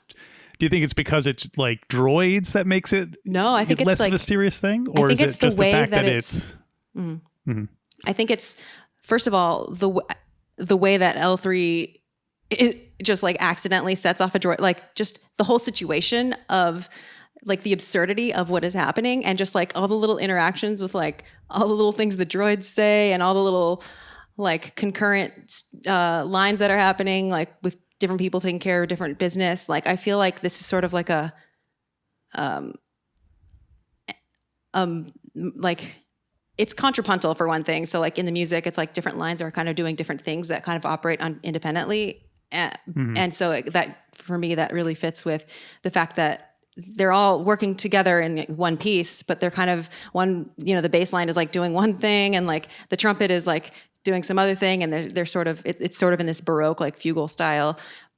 But I think like even in Star Wars, A New Hope, like there are moments where ostensibly what one would say on paper is something really tragic or something else. Like, I think John Williams also uses music to coax us into having a different shade of that, like experiencing sort of a different, like you could have the death of someone, but still have a joke, or like still have, maybe it's played more like fear, or maybe it's sort of like relief, or like I'm thinking of when Ben dies. I'm thinking of when Obi-Wan dies, and it's like not somber music. It's like, well, it's like actiony because they're still escaping from the Death Star. So it's yeah.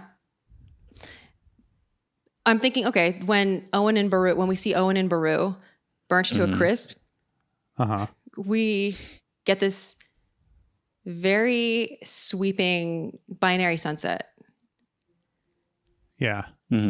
It's not like this is happening, and so what's matching is that this needs to happen. Because then otherwise, a lot of Star Wars would sound a lot bleaker than it does. Whereas I think of Star Wars probably sounding more hopeful than bleak overall. Yeah. So you,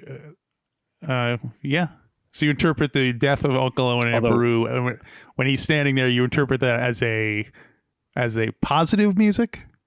I wouldn't say positive. I would interpret it as like it's directing our attention away from the death and onto Luke's future. It's sort of coaxing us like in a different direction, which is not to disregard their death, but it kind of gives us a look into where Luke's feelings are at the time, which are, yes, he's sad about his aunt and uncle, but this is not a scene about him breaking down and crying about his aunt and uncle. This is a scene about him looking out at the binary sunset and being like, okay, I'm going to answer this call or whatever. So here, what is on paper a droid rebellion, a slave uprising, like, you know, they're having to kill people to do this whole whatever the plot of Solo is happening on Kessel, is like, that's what's happening, but we're experiencing it also from the inside, which is like they're all kind of doing their hustle and bustle, like in this moment, like they're probably all full of adrenaline. They're like doing their marching orders. Like they themselves are probably not all individually hit with the gravity of like this uprising. And also, not to mention that they don't all know that L3 is even doing this. Like there's like a humorous aspect to I think there's a humorous aspect to it.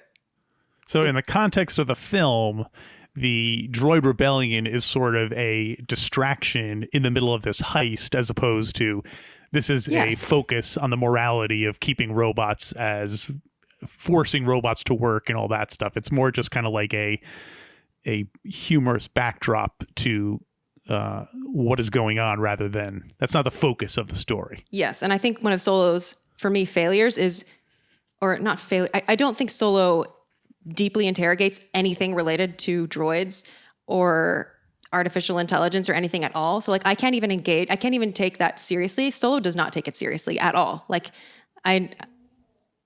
if you just read the part of the novelization where L3 becomes one with the Falcon, you just will be disturbed forever. Like I give Solo zero credit in terms of like saying anything super meaningful about the relationship and like the ownership of droids. Like I think Pete has said this on the show, but like I sort of just think like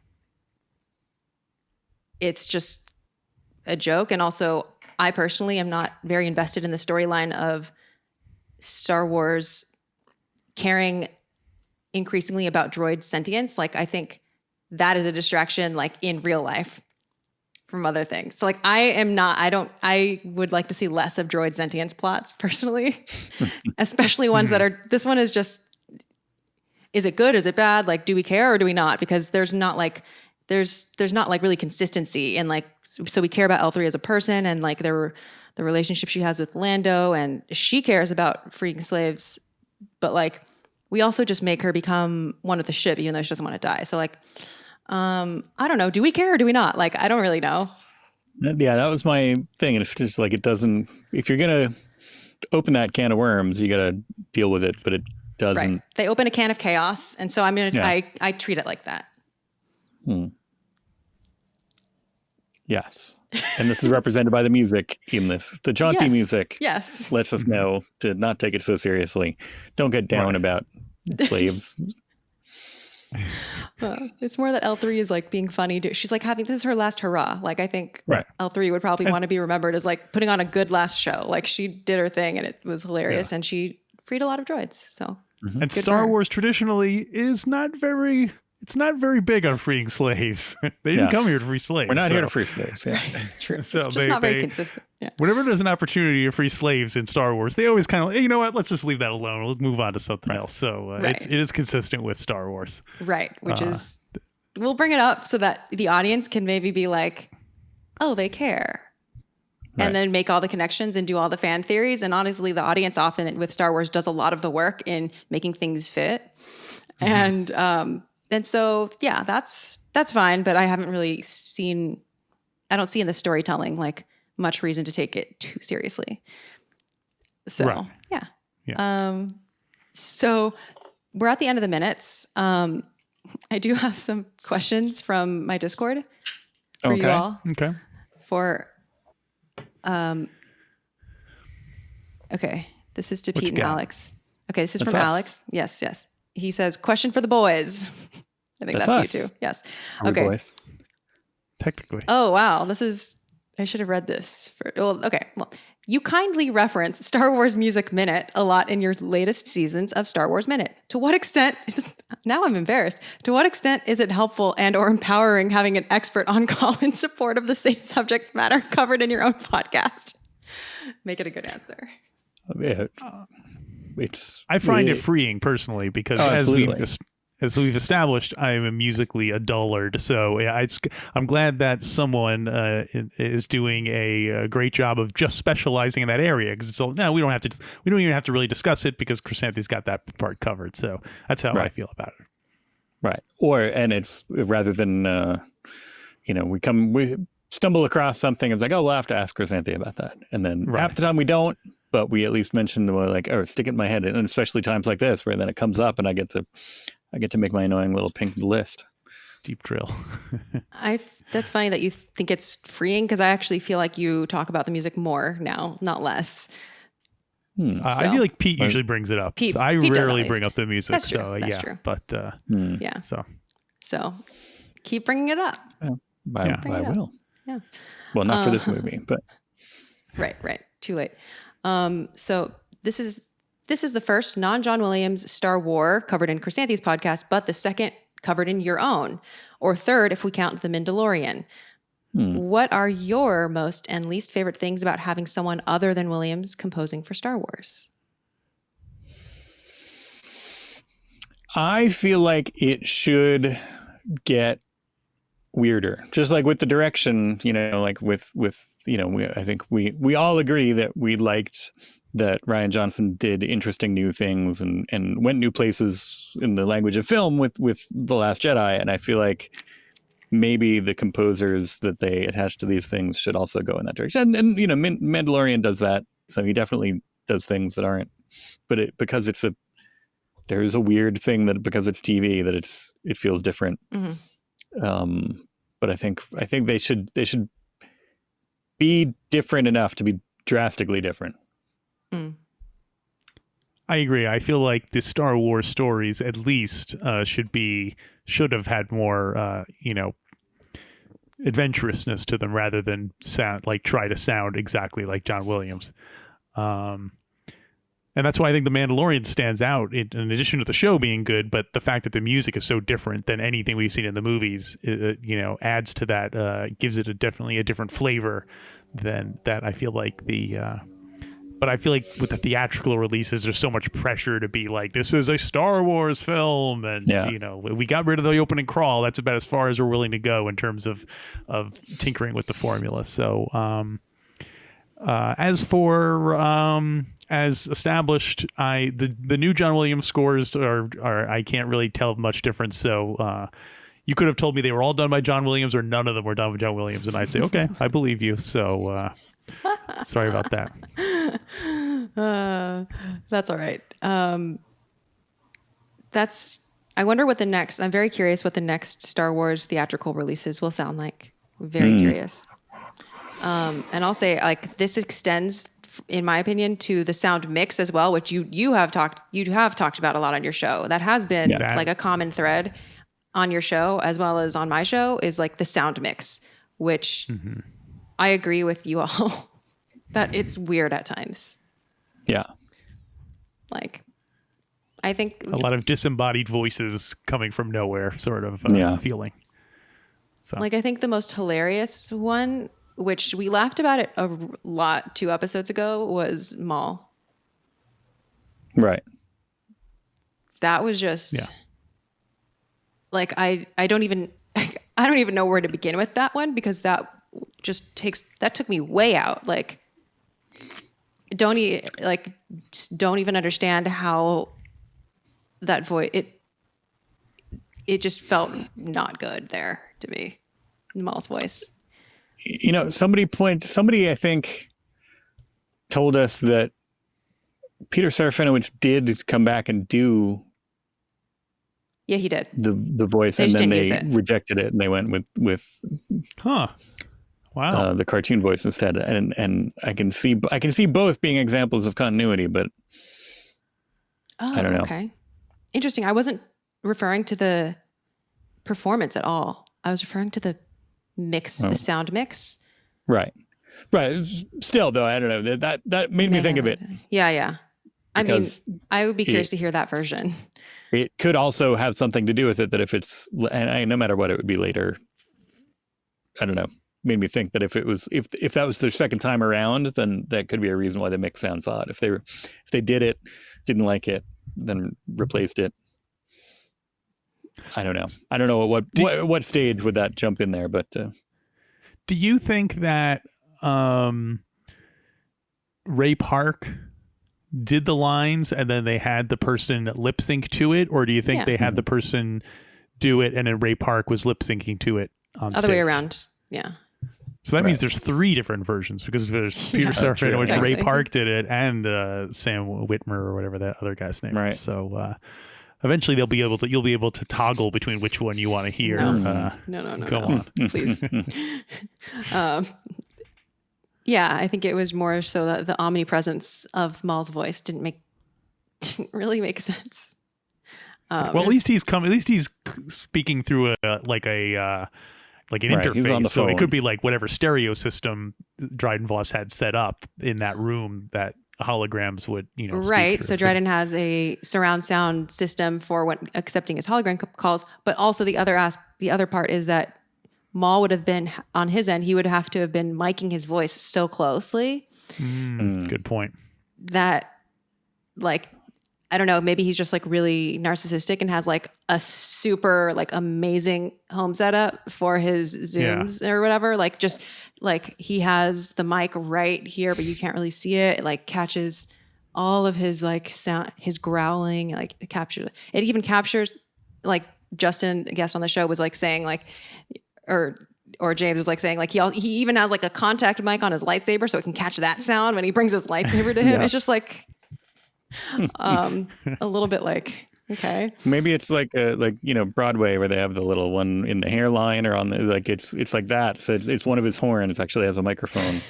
He is a cyborg. Who knows what they implanted in there? Should have thought of that. Yeah.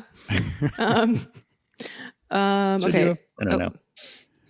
Next question is, he's been in a lot of questions. As fans, what guests would you want to hear on Star Wars Music Minute? These are all about me. What is your show? Well, I mean, obviously, I would like to hear you talk with one of the four existing composers. That would be. I would like themselves.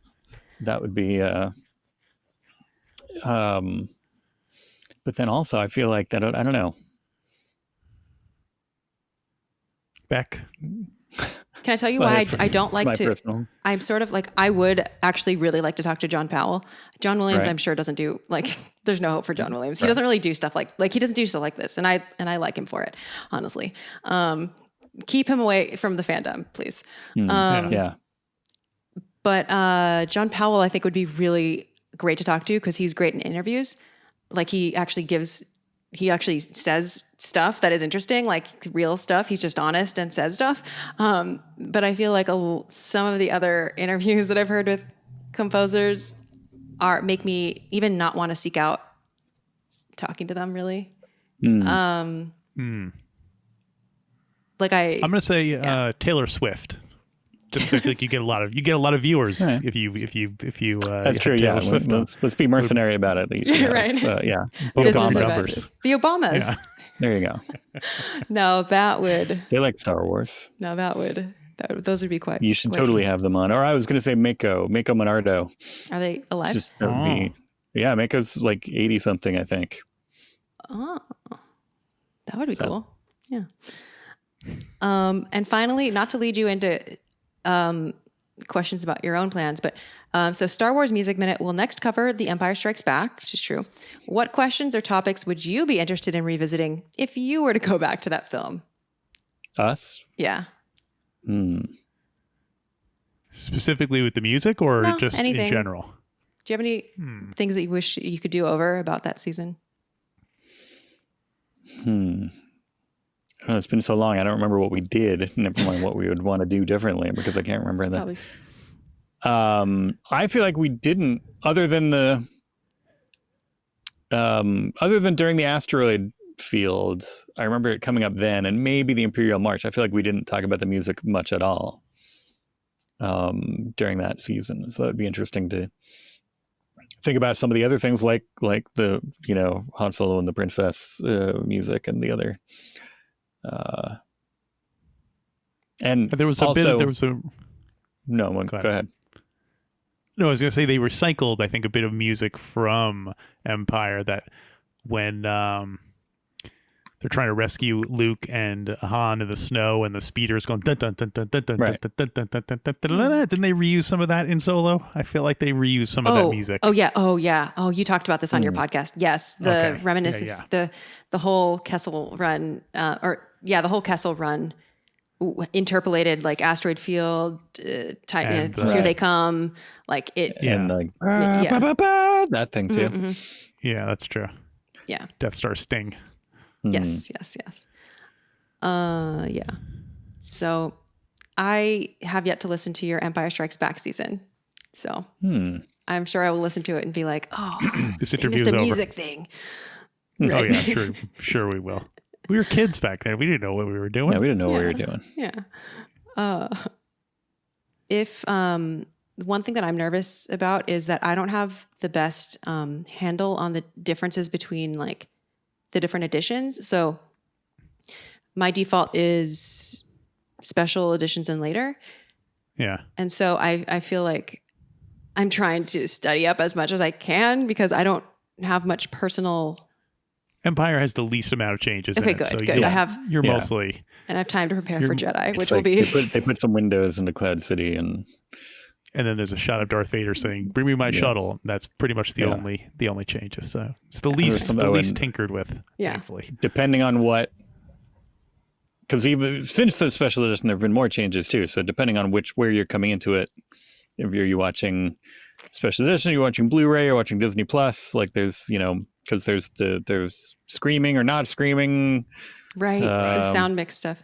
Yeah, and even sound effects. McClunky. Yeah. McClunky, that ship has sailed. Yeah. You're lucky you don't taste very good versus you're lucky to get out of there. Actual dialogue differences. In So. Well. Now you what made her nervous again. I know. Yeah. Oh well. Okay, so I guess a final question for me for you two would be like, after doing this whole season, how have your feelings about the movie, if at all, changed? Or like, what's your understanding of the movie now? Like, how does it fit into your life, into your Star Wars life? I liked it better after we discussed it. I was able to appreciate more that it was just kind of like a romp, as opposed to the pressure of it being a new Star Wars film. Mm-hmm. But I'd say it's still towards the bottom third of my choices. If I was going to watch them, it wouldn't be one of my first picks. Pete, I don't think it moved the needle much for me. Going through it all, I'm just more familiar with it. I don't like it more or less. I liked it, and I still like it.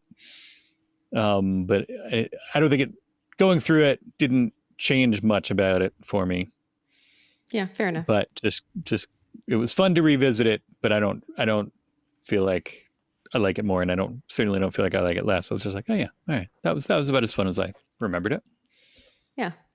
I feel like I like it more because now I know the score better. And so if my opinion of the music improves, that always makes my opinion of the film improve. So usually I end with the Star Wars Music Minute Questionnaire, which you two were the first people ever to take it. And since then, many people have taken it. And it's been very interesting seeing the results, or seeing people's answers line up or, amass.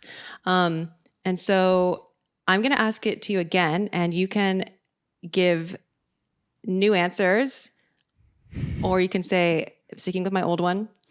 Some of them will be easy to give new answers, like what's your favorite score, or what is the score that you like. But anyway, question number 1 is, in exactly 3 words, what does Star Wars sound like? Do you want to know what you said in the past, or do you want to just wing it? Okay, Alex, go first. Yeah. What does it sound like? Yeah, and so it's a purposely antagonistic question. In three words, you said? Yeah. What does Star Wars? I can guess what I said. You can tell us after what we said. Yeah, I'll tell you afterward. I probably said Aunt Beru's kitchen. You did. Yeah. I'm gonna say those 3 words. That's what I'll say. Cool. What about you, Pete? Are you gonna keep it? It's hard to beat that, but it doesn't have to replace the old one. You could just do 3 new words. Well, I also let's see, Augie's Municipal Band. No, because it's also different. Like, I don't know. Emperor's Kitchen is pretty. That keeps coming back, but it's like, I'm trying to encapsulate, because that is also like, I feel like that comes from the same source. Audio wise, that comes from the same source as the stuff that I like, of like the distortion of the pilots going through the magnetic field, passing through the magnetic field. That's all like shortwave stuff from like the old, like, radio enthusiasts from the 60s and 70s that these guys were. Mm-hmm. So I'll say shortwave Distortion. Your face. I don't know if I'm happy with the distortion. It's part of it. I was trying to go bigger and encompass shortwave radio. That's it. Okay, I'll just hit shortwave radio. Yeah, that's a very Ben Burt friendly answer. Alex, your old one was majestic French horns. Oh, yeah. I'll stand by that. Yeah, both good answers. Question number 2. What is something related to Star Wars music or sound that you are curious about or just would not mind knowing more about? Let's start with you, Alex. I'll go first. My question is, why is every 2-bit forklift operator and VP of marketing for a special effects company given credits in the movie, and yet the people who played the French horn, no credits whatsoever? I don't know. I'm sure it's a union thing, but depends on the movie. But it seems wrong to me. Well, I approve of that answer as a musician. So. Okay. Yeah. What about you, Pete? Well, I'm trying to think of what. Can you give me the phrasing of the question again? Okay. What is something related to Star Wars music or sound that you want to learn more about, or you're curious about, or you like to talk more about, or something like that? I want to, and I feel like I may have brought this up before, but that I want to hear the just antithesis of this show. But I want to watch the movie with no music. That would be fascinating. Yeah, I want to watch either just with like on set sound, or just do the mix and just take out all the music and just watch it with the sound effects and the dialogue, but no music. I would be very interested in that too. Yeah, we've on some of the despecialized Blu-rays and stuff like that, they'll include a score only. They'll match up the score to where it would be in the movie, and you can watch the movie with just the score, no dialogue, no sound effects. But I want the opposite also.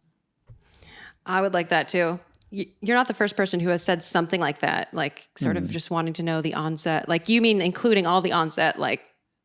That would be ideally. But then also I would settle for just in the mix, just turn off the music entirely. Yeah, I'd be interested in that too, actually. In that situation, what if there was no, like the end of Revenge of the Sith basically ends with like a 5-minute scene with no dialogue and no, you see. So would you just have it be silence, or would you want there to be like sound effects put in that aren't there? You know what I mean? The sound of spaceships or C-3PO walking or whatever the sound that we would hear without the soundtrack. But they're just buried under the music. Possibly. So I would like the sound effects when applicable. Yeah. But nothing new. Same. And then just but if there was no sound effects buried under there, you would just want it to be silent. I would. Total silence. I personally would. And then credits all silence, just like Yes. Because they're in a void. I totally agree. Like you just like a movie, like almost like The Sopranos. You know what I mean? Like the ending of the finale of The Sopranos, where it's just like, and it just cuts silence, and you just got credits. You wouldn't want to hear the sound of the guy cranking the screen that has all the names on it. I want to hear the sound of the usher sweeping up all the garbage from the theater floor. Oh, God, I listened to your episode today. So, Alex, your old answer was a documentary featurette explaining what the process of scoring a film is, like a scene of Star Wars following all the steps. And Pete, your old answer was that you want to watch a sound design commentary from Ben Burt or like any other sound department specialist. Too. Yeah. Yeah. And final question is, what is a score or soundtrack you're fond of besides anything Star Wars? It doesn't have to be your favorite, just one that you like. I'm sure I said The Black Hole last time. You did. Yeah. That's one that I often go back to and I do love. But what else? Let me think of a different one. I'll say mine. Okay, you go. I will say, now I don't want to repeat my answer from last time, so I don't know if I said this last time or not, but I will say the soundtrack to the movie Magnolia, where Amy Mann provided a lot of this. And I think I wish more movies would do that, have like a single artist kind of do the score for their movie. Is that what I said last time? Nope. You said Superman. Good. Oh, Superman. that's a good one. That's a more traditional answer. Yeah. I will go. I was tempted to go back to my old favorites and say something like, Star Trek: The Motion Picture or something like that. But I will go slightly more modern and say the movie that the Star Trek 2 soundtrack from the movie that I was introduced to by watching The Phantom Menace so many times, and that's Fight Club. The Fight Club soundtrack, because the Fight Club trailer played before as part of this, like, here's what Fox is working on thing that was before almost every time that I saw The Phantom Menace. And so I saw the kind of preview coming soon featurette thing for Fight Club about, a dozen times. And then the soundtrack for that is actually neat. Remember kind of in my head when I was thinking about earlier, I said that new Star Wars movies should be totally different. They should go off the rails with the soundtrack. I was thinking of stuff like Fight Club or Tron Legacy or any of these. Tron Legacy is one of my favorites. Yeah, it's really good. So interesting. I didn't know that Fight Club was the same era as Phantom Menace. It was about almost a year later, because it was like just in the works when the Phantom Menace came out. That's fast. In my head, I thought Fight Club was way before. Oh, interesting. I'm not sure why. What I really like about that is that it's a nice bit of ring theory, because when the Phantom Menace trailer was out, it was before Meet Joe Black, which is a Brad Pitt movie. With Brad Pitt, yeah. And then it was the other side where you were going to see a Star Wars movie, and then you were seeing a trailer for a Brad Pitt movie. Nice. Yeah. Ring theory, yeah. You brought balance to the Force, just like everyone said. Good job.